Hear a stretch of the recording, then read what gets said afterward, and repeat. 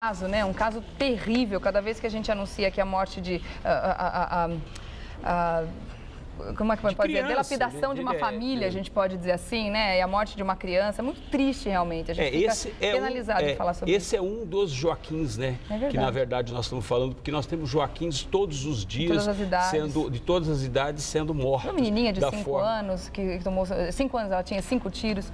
Também é uma coisa muito triste. E ainda a gente fica imaginando que pode ser por essa razão, né, que foi mais uma família degradada pela questão da droga, né? Mais uma. Segundo as informações, o Joaquim foi encontrado alguns dias depois, a 150 quilômetros de Ribeirão Preto, na região de Barretos, né, no Rio. Né, foi resgatado, o corpo foi resgatado, na verdade, porque ele teria sido morto e não morreu por afogamento. A polícia já descartou, saiu, eu diria que a preliminar de necrópsia, né, ou necropsia, da forma que as pessoas acharem melhor, e o Instituto Médico Legal já descartou qualquer tipo de agressão física, ou seja, o garoto não foi morto por espancamento, ele foi, e também não morreu.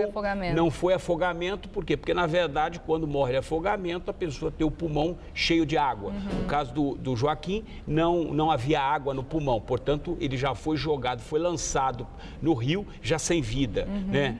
Morreu, obviamente, de outra causa. E aí tem a suspeita, como o garoto ele todo dia recebia doses de insulina, era 2 doses por dia de insulina, então há a suspeita de que esse garoto teria sido morto por excesso de doses de insulina. Uma overdose de insulina. Overdose de insulina. Aí, no caso que eu não estou entendendo, por que o padrasto quis justificar dizendo que ele auto-injetou uma insulina para justificar o sumiço de uma grande quantidade de insulina? É isso? Porque a mãe, né, a mãe do garoto entregou a caneta de insulina para a polícia. E, obviamente, a caneta você tem lá a quantidade de doses que foram aplicadas. E, de uma certa forma, tinha que explicar 30 doses que desapareceram da caneta.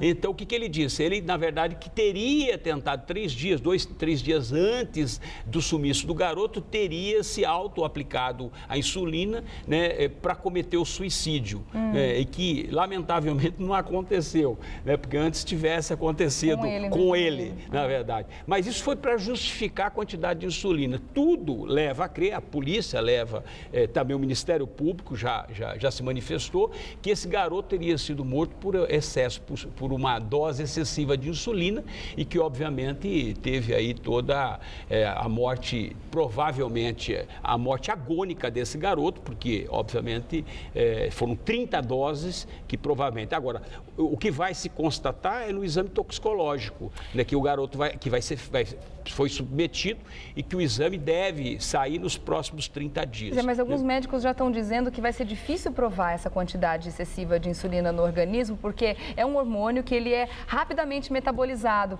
E aí, como se passaram muitas horas, não se sabe até que momento, quanto tempo depois o menino morreu e tudo mais, diz que vai ser muito difícil provar essa quantidade. Sem esse dado, fica mais difícil ainda provar a causa da morte do menino. Bom, pode estar prejudicado, né? Ou seja, quando você não encontra, e aí se o exame vem prejudicado, ele não diz nem que sim, nem que não. Ele não diz que o garoto morreu, fica inconclusivo, e aí depende de outros meios de prova para poder fazer. Mas não existe um laudo, por exemplo, dizendo não, ele não recebeu um excesso, né? Ou seja, uma superdose de insulina.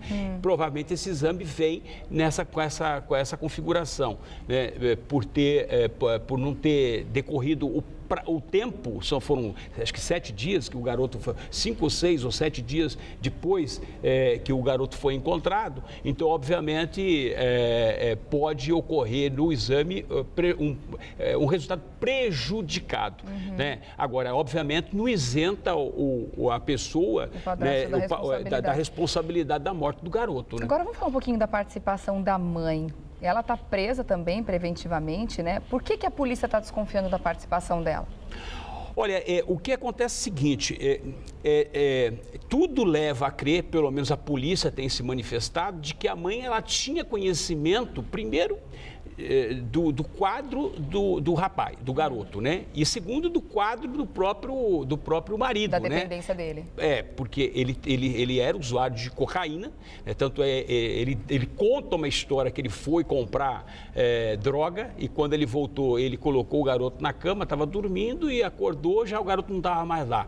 Então, essa é uma história que foi contada. Agora, tem que ver se essa narrativa, né? Se essa história, obviamente, ela é real, o que tudo indica que não é. E, consequentemente, a mãe, de alguma forma, deve ter revelado algo para os policiais que coloca ela, de uma certa forma, diretamente envolvida. Que é compromete, que é parceira nessa questão. Agora, obviamente, é muita frieza de uma mãe ter participado dessa... Agora, me arrepia de imaginar que uma mãe pode ter participado. Olha, aconteceu alguma coisa, nossa, apliquei insulina demais. Vamos fazer o seguinte, vamos sumir com o corpo. Será que foi isso? Ai, é uma coisa tão escabrosa, você parar para pensar que isso pode ter acontecido. Regiane, crimes familiares é de maior complexidade a investigação, porque, de uma certa forma, há uma blindagem interna. Né? Tanto é que ela tentou blindar o marido, depois, posteriormente, não conseguiu.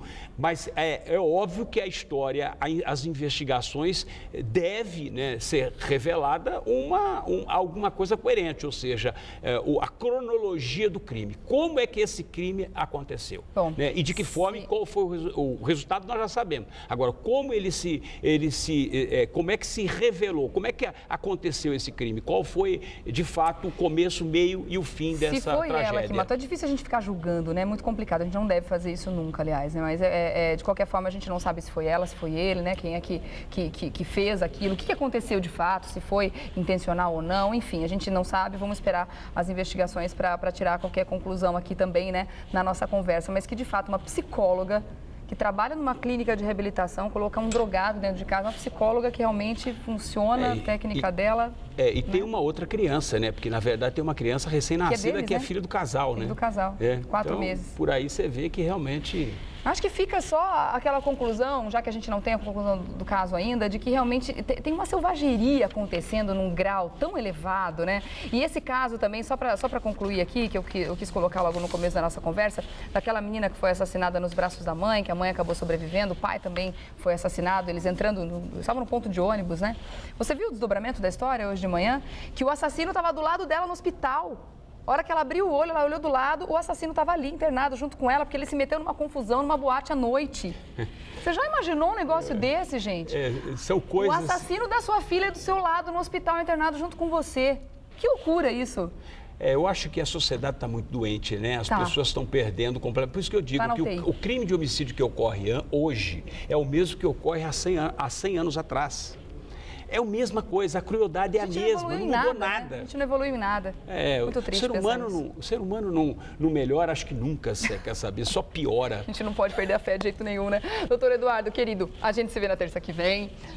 Por favor, mais novidades pra gente, tomara que elas sejam boas. Né? Ah, é pra você também, verdade. Ótimo fim de semana prolongado, coisa boa. Eu dou um recadinho, depois eu vou pra cozinha, é isso? Então tá. Obrigada, viu, doutor? Até a próxima semana. Até a próxima.